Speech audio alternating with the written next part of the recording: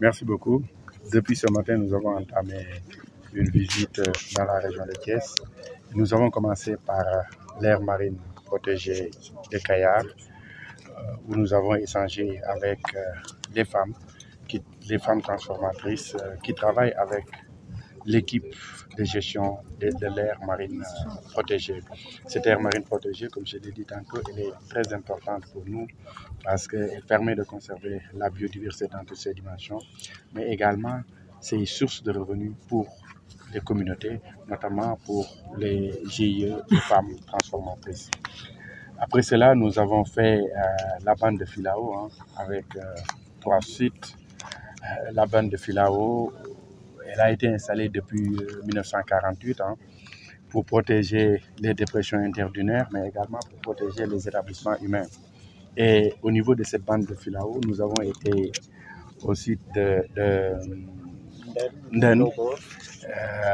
où on a vu les réalisations de la direction des eaux et forêts, chasse et de la conservation des sols, notamment en matière de restauration écologique. Et parce que cette restauration écologique a permis de stabiliser les dunes, et qui dit stabilisation des dunes, dit protection des cuvettes interdunaires et du maraîchage. Parce que cette zone, c'est une zone qui contribue énormément à l'agriculture sénégalaise.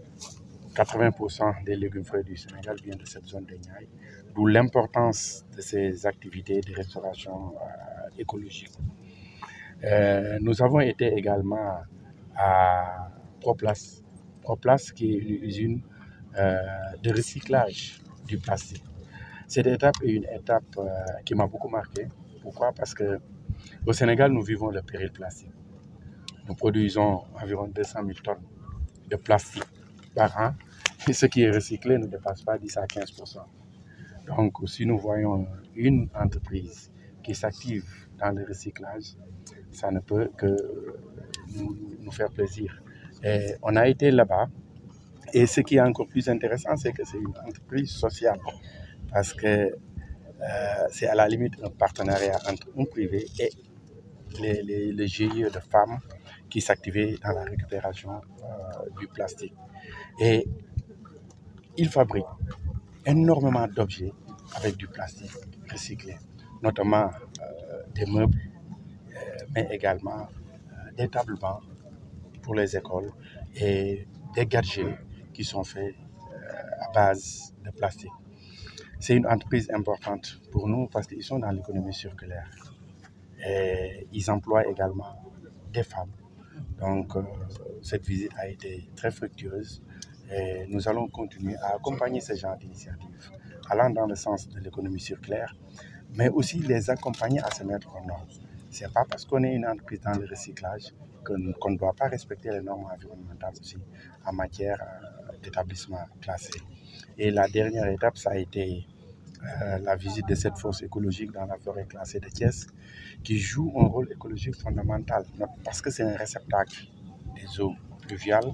c'est une zone de recharge de la nappe, mais également c'est une zone de refuge de la faune sauvage. Mais aujourd'hui, malheureusement, avec la pression foncière dans cette zone de la région de Thiès, la taille de la fosse a diminué et cette fosse est aussi dans un état de dégradation. Nous avons constaté ça et nous allons essayer de prendre des initiatives allant dans le sens de restaurer cette fosse écologique afin qu'elle puisse continuer à jouer le rôle de protection, un rôle de recharge de la nappe, mais également un rôle de refuge de la faune. La tournée bi bu ñu démarré woon la depuis mai 2024 dañ démarré woon ay tournée fi mu ne nii région bi fi gën a jege moo ñu dese woon Dakar ak Thiès ñu xëyoon ñëw AMP Kayar aire marine protégée nga xam ne dafa am solo pour ñun parce que lépp luy dund dañ koy aar ci géej gi mais foo xam ne la aussi jigéen ñi nga xam ne ñoo regroupé wu ci GIE de femmes transformatrices des produits halieutiques dañ ciy liggéey ak waa direction des aires marines protégées mu nekkoon étape bu am solo biñ jógee foofu aussi dem nañ ci bande de filao bi nga xam ne nii Dakar la commencé ba Saint-Louis mais côté bi nekk ci Mboro dem nañ visiter ko xool ko xool côté yi nga xam ne nii am na ay yàqu-yàqu xool exploitation bi nga xam ne union forestière yi nekk dans la zone dinañ ko fay def waxtaan ak population yi nag parce que zone la boo xam ne dafa nekk domaine classé te mu am périmètre de restauration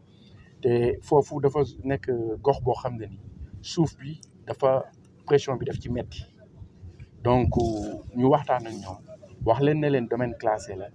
lépp luñ ci def aussi dañ cee war a ànd ak service forestier amul benn maire bu mën a xëy dagg ci domaine classé jox ko nit xamal ne amoo fa suuf parce que domaine forestier la donc loolu yëpp ñu waxtaan ci mais surtout visiter site de restauration écologique boo xam ne ci dune yi la foofu ñu jëmbataat fa ay filao ñu gis ne jàpp na te loolu mooy permettre ñu stabiliser dune yi parce que filao yooyu bañ ko fay def boobaak léegi yàgg na trop 1948 ba ñuy def bande de filao bi liñ ci jublu woon mooy aar li ñuy wax cuvette maraîchère yi nga xam ne foofu la ñuy defee mbayam noor ak aussi aar dëkk yi parce que buñ ko deful woon suuf si nekk ci dune yi mooy ñëw ci nit ñi ba duñ fa mën a dëkk donc restaurer ko mooy jëmbataat fa ay filao dafa nekk loo xam ne dafa am solo trop trop pour ñun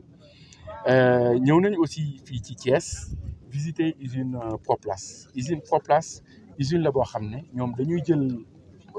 plastique yi nga xam ne nii jariñoo nañ ko ba pare yàqu na ñu jël ko di ko recycler pour defaraat ci yeneen objet et loolu nag mu nekk lu am solo parce que Sénégal dafa nekk dëkk boo xam ne li ñu am ci déchet plastique dafa bëri dañuy produire ba 200 000 tonnes par an te liñ ciy recycler ëppul 10 à 15%. donc bëri na ci loo xam ne day des ci day des ci àllam bi di ci am ay njeexital itam lu demee nii day yàq géej gi mais aussi day yàq suuf si te aussi day bokk ci li gën a yokk inondation yi parce que plastique bi day fat canaux d'évacuation yi day nekk ci suuf si tax infiltration du am day indi njeexital ci sax ñuy def élevage parce que jur gi bu ñu lekkee plastique bi dañuy am occlusion intestinale donc loolu yëpp tax bu ñu gisee entreprise boo xam ne da ngay def recyclage dañ koy rafetlu dem nañ fa gis ne ñoom dañuy jël plastique bi transformer ko c'est vrai que c'est une capacité 1500 tonnes la par an boo ko comparé ak 200 000 tonnes yi ñuy kii da nga naan c'est une goutte d'eau dans l'océan mais lu am solo la te dañuy encourager initiative yi nga xam ne day def économie circulaire di dugg ci recyclage donc ñoom dañ ciy defar ay table banc di ci defar ay meubles di ci defar ay gadgets yoo xam ne nii day am valeur donc dañuy recycler en même temps di baax ci environnement bi mais aussi di jox ay revenus femmes yi nga xam ne ñoom ñoo fay liggéey mais nag comme ni ma ko waxee léegi entreprise bu nekk ci économie circulaire aussi dafa am ay devoir yoo xam dafa am loo xam ne daf ko yoreel environnement bi aussi mooy respecter les normes environnementales loolu yëpp dañ ciy liggéey ak ñoom yàgg nañoo liggéey ak direction de la réglementation et du contrôle et ci loolu la ñuy continuer accompagner leen encourager leen comme ni ñu koy def pour yenn initiative yi nga xam ne pour recyclage plastique la. waaw fosse bi ci forêt classée Thiès la nekk xam nga nit jafe-jafe yi muy am yëpp moom moo koy créer boppam parce que écosystème yi nga xam ne ni ay écosystème naturel la boo ko yàqee affaire bi daf day dalaat ci sa kaw. am na inondation yu bëri yi ñu am Sénégal ñun ñoo ko def parce que yoonu ndox lañ jël fatt ko wala site bu mel ni bii nga xam ne site la boo xam ne mooy ndoxu taw yi nekkoon fii ci zone Thiès bi yëpp moom moo koy recueillir ba pare mu nekk fu am solo pour li ñuy wax biodiversité ndax rabu àll yu bëri fii la ñuy nëbbatu boo fi demee di nga fi gis ay rabu àll yu bëri waaye nag zone Thiès bi dafa nekk zone boo xam ne dafa bëri ay entreprise parce que carrières yi fi la nekk cimenterie yi fi lañ nekk donc pression foncière bi bëri na ba nga xam ne forêt classée bi lu bëri déclassé woon nañ ko at yi passé léegi li ñu war a def mooy jéem a aar li fi des jéem a xool nu ñuy restaurer fosse écologique bi nga xam ne nii day jouer un rôle important notamment dans la lutte contre les inondations dans la zone de Thiès